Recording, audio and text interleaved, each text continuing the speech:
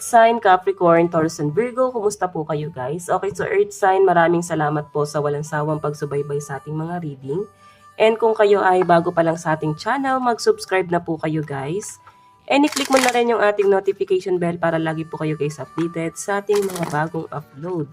And remind ko lang kayo guys na hindi po lahat sa inyo is makaka-resonate.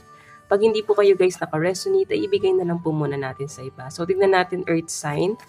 Ano po ang inyong gabay? Earth sign, Capricorn, Taurus, and Virgo. Gabay po ni Earth sign. So guys, meron po tayong Six of Swords. Meron tayong Seven of Pentacles. Meron tayong Wheel of Fortune. So guys, nakikita ko dito na maaaring may plano na naman na relocation or paglilipat ng bahay. I think mas magiging practical ka dito. Nakikita ko guys na mas tama yung plano mo dito kasi may changes akong nasa-sense dito guys. Nakikita ko rin guys na yung iba sa inyo, maring iniisip mo dito yung responsibilidad mo, family mo, anak mo, or pwedeng custody. Nakikita ko dito guys na para bang ang usapan na dito is kung ano yung mapoprovide, no? Kung ano yung, kung kanino yung mas magiging maganda yung buhay. So I think, mapapaganda mo yung buhay ng isang tao or pwedeng merong isang taong mangangako sa inyo rito. Earth sign. Kasi may Wheel of Fortune, oh. Okay, ito guys, Seven of Pentacles. So, pinaghirapan, pinagpaguran, itong pagbabago na to. Okay? So, may nakikita rin ako dito guys na maaaring magpapagawa ng bahay. Kung ito man guys ay sa usaping pamilya, sa nakikita ko guys, parang may babalik ulit dito. Kung itong taong to parang bigla ka nalang iniwasan, tinalikuran, sa nakikita ko para bang may pagbabalik na gagawin dito. So, I think babalik tong taong to sa inyo. Okay, bigla niya ulit nare-realize na parang ikaw pala talaga yung gusto niya. So, kung ito man guys ay patungkol sa love life mo. Tignan pa natin. Okay, pagdating naman sa inyong career, sa career naman po ni Earth sign, Capricorn, Taurus, and Virgo.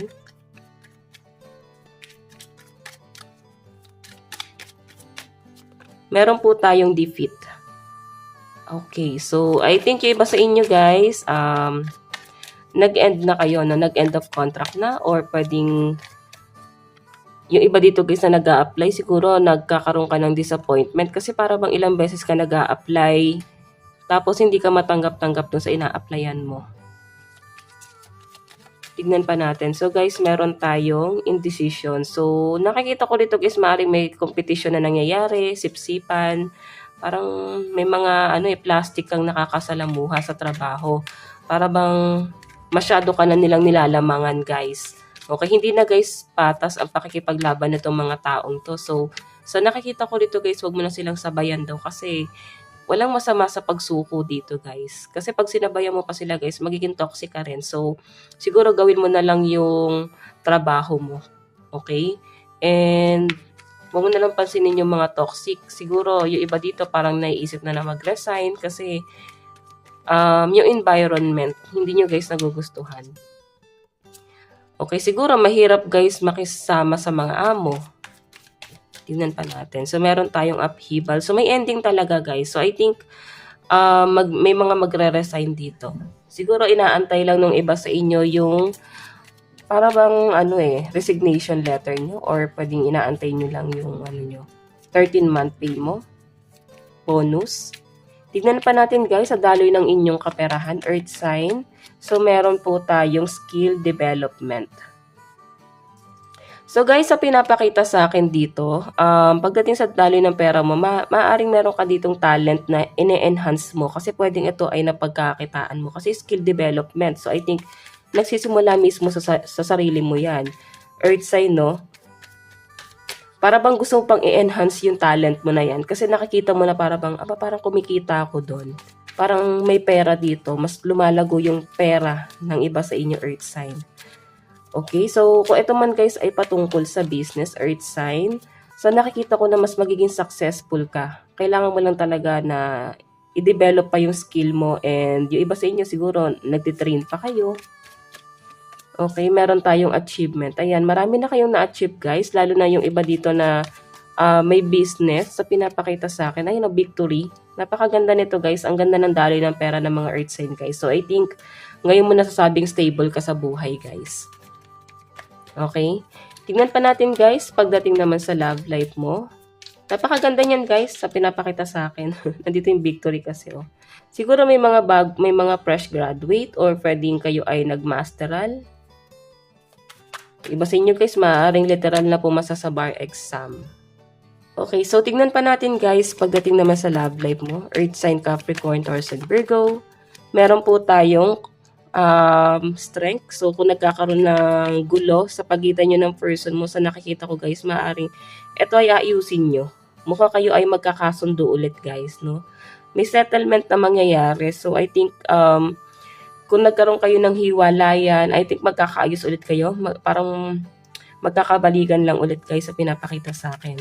Tignan pa natin, meron po tayong, ayan no, Wheel of Fortune. So, ang ganda nito earth sign, parang papabor sa inyo talaga sa universe guys. Okay, kung ano man itong mga bagay na iniwan mo na, mga bagay na parang kailangan mo ng kalimutan, kasi nakikita mo na parang wala kang maipapanalo dun sa bagay na yun guys. So, nakikita ko magiging successful ka naman sa ibang bagay guys. Okay, lalo na pagdating sa inyong relationship. Okay, so nakikita ko dito guys, ayan no, play. So I think ito ay ex mo nga. Siguro nagkaroon ng deception sa past. So nakikita ko rito guys, mukhang kayo ay magkakaayos talaga. Nagkaroon ng third party, ganyan. Mukhang nagkaroon na guys ng kapatawaran, hindi na masyadong ginagawang big deal yung third party. I think matagal na to nangyari, earth sign. Okay, parang kinakalimutan na. Parang tinatanggap na lang. Parang nasanay na ng mag-isa. So, tignan pa natin guys ang inyong advice. Meron po tayong spiritual message. Ayan. So, I think yung iba sa inyo guys, malakas ang inyong intuition and highly intuitive. Yung iba sa inyo, maring may mga tarot reader din dito. Meron po tayong karmic message. So, yung karmic mo dito guys, pag alam mo hindi mo na may papanalo yung isang bagay, sinasabi dito na walang masama na parang matalo ka doon sa bagay na yun kasi baka hindi na para sa'yo. Kaya madaming struggle. Kasi sa ibang bagay mukhang magiging successful ka naman. Okay, so tignan pa natin advice. Meron po tayong see the bigger picture. So may nakikita ko dito guys na titignan mo yung kabilang banda kung saan ba mas magiging maayos or magiging mabuti. Kumbaga kailangan guys isipin natin yung makakabuti sa ibang bagay. What I mean sa ibang tao. Okay, kumbaga kung nakaka-feel ka dito na parang bang nagiging selfish or pwedeng ibang tao nakaka-feel niyan guys. Parang tignan din natin guys kung yun ba ay makakasama or makakabuti. Okay, so guys, ang lucky number mo is 41 and 37. Ito lang naman po ang inyong reading. Hanggang sa muli, God bless and love you. Thank you.